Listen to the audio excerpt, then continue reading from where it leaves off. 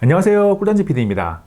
2024년 초에 공개되는 갤럭시 S24에 대한 루머들이 점점 많아지고 있습니다. 공개까지 대략 3개월 정도의 시간이 남았으니까 신제품에 대한 이야기가 흘러나오는 게 이상하지 않은 시기입니다. 갤럭시 S24 시리즈가 우리 앞에 어떤 모습으로 등장할지 흩어져 있는 루머들의 제 판단을 더해서 짧게 살펴보겠습니다. 갤럭시 S24 시리즈는 한국 시간 기준으로 S23보다 보름 정도 빠른 2024년 1월 18일 새벽 공개 후 1월 23일부터 29일까지 사전 판매를 진행하고 1월 30일부터 2월 1일까지 사전 개통 기간을 거친 후 2월 2일 공식 출시될 것으로 예상됩니다.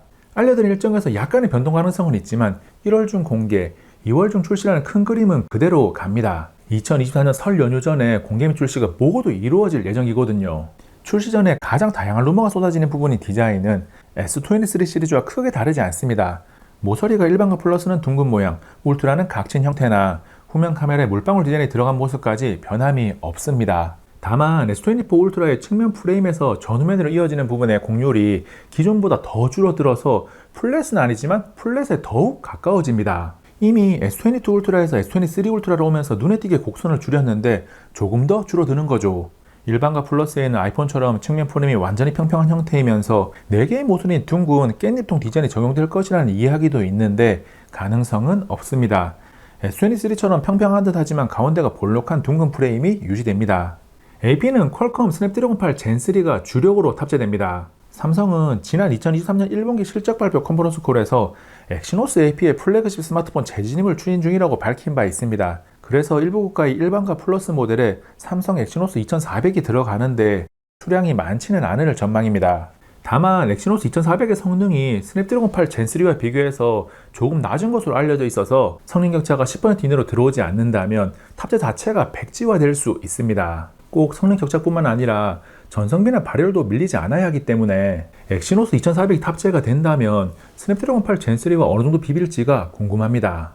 엑시노스 2400이 어느 국가에 들어갈지는 모르겠는데 리뷰의 입장에서는 다르게 나온다면 다양하게 사용을 해볼 수 있으니까 좋습니다. 하지만 소비자 입장에서 보면 엑시노스가 그동안 신뢰를 준 AP는 아니기 때문에 현재로서는 일반과 플러스 울트라 모두 스냅드래곤 8 젠3가 일괄 탑재되기를 바랍니다. 삼성은 갤럭시 S24 울트라 개발 단계에서 망원 렌즈 구성을 두고 다방면으로 검토를 했습니다. 검토된 방안 중 하나는 기존과 동일하게 3배줌과 10배줌 구성이고 또 다른 하나는 3배줌과 5배줌 구성입니다. 방향을 완전히 바꿔서 광학식 연속줌 모드를 탑재하는 방안도 있었습니다.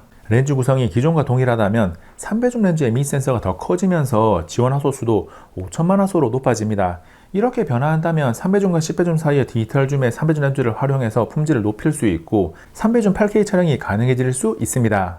스마트폰에서 8K 촬영이 과연 필요한가에 대한 의문에 굳이라는 생각을 여전히 가지고 있지만 소비자에게 선택 옵션을 하나 더 주는 것이니까 긍정적입니다. 그리고 좋은 평가를 받고 있는 고배율 촬영에 조금 더 힘을 쓰기 위해서 10배줌 렌즈의 이미지 센서를 개선한다는 이야기도 있는데 변화에 대해서 3배줌만큼 구체적인 내용은 없습니다.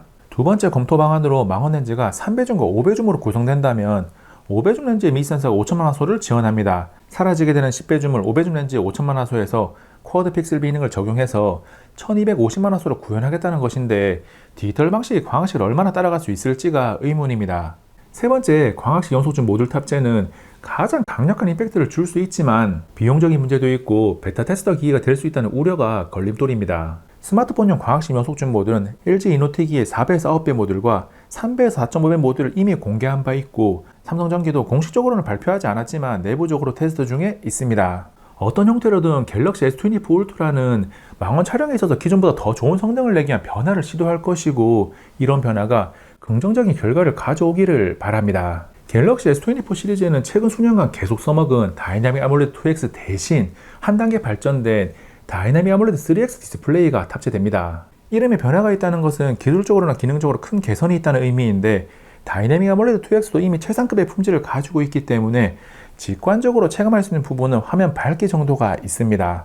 갤럭시 S 시리즈의 신제품이 나올 때마다 등장하는 루머인 UDC 탑재는 언제나 그렇듯이 가능성이 없습니다. UDC를 탑재하는 폴더는 접었을 때 셀피 촬영을 위한 별도의 전면 카메라가 존재해서 펼쳤을 때 대화면을 100% 사용할 수 있게 하는 UDC가 긍정적인 영향을 줍니다. 하지만 바형 스마트폰은 UDC를 탑재하게 되면 전면 카메라의 사진의 영상 품질이 떨어지기 때문에 굳이 탑재할 이유가 없는 거죠. 셀피 촬영 품질은 스마트폰에서 꽤나 중요한 요소입니다.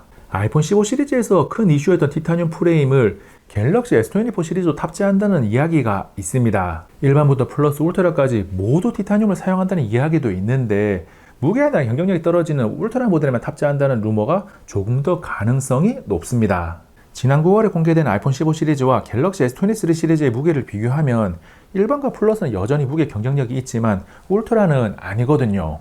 갤럭시 S24 시리즈에 대한 이야기를 모아서 정리를 했습니다. 공개까지는 아직 시간이 조금 남아 있으니까 이 정도로 우리 앞에 나오겠구나 정도로 정리하는 시간이 되었기를 바랍니다. 이번 영상은 여기까지. 다음에 또 만나요. 안녕.